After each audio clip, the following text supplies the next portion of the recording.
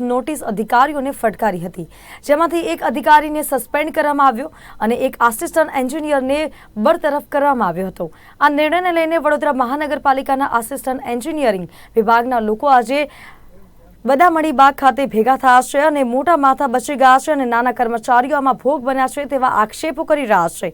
આમ જ્યાં સુધી અને ત્યાં સુધી બને તે લોકોને પાછા ન લેવાય ત્યાં સુધી આ તમામ આસિસ્ટન્ટ એન્જિનિયરિંગના સ્ટાફે આંદોલનની ચીમકી પણ ઉચ્ચારી છે।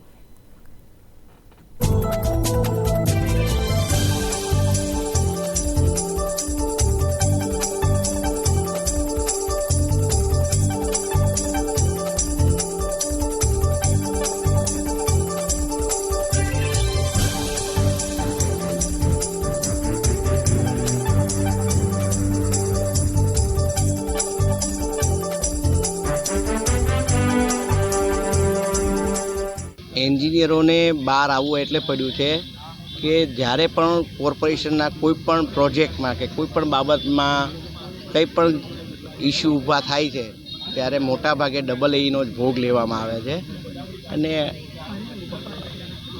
ઘણા બધા પ્રેશરમાં ડબલ ઈઓ કામ કરતા હોય છે અને એમાં કંઈ નાની સરખી પણ જો ભૂલ થઈ જાય છે તો તરત જ ડબલ એને ટાર્ગેટ કરવામાં આવે છે।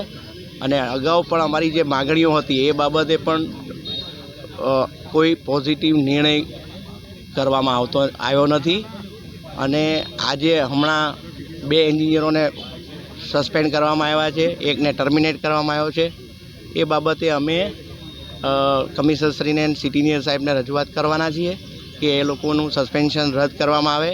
અગાઉ પણ જેમને સસ્પેન્ડ કરવામાં આવ્યા છે એમને પણ ફરી પરત પુનઃ ફરજ પર હાજર કરવામાં આવે એવી અમે રજૂઆત કરવાના છીએ। તો ગુજરાતમાં હત્યાની ઘટનામાં દિવસે ને દિવસે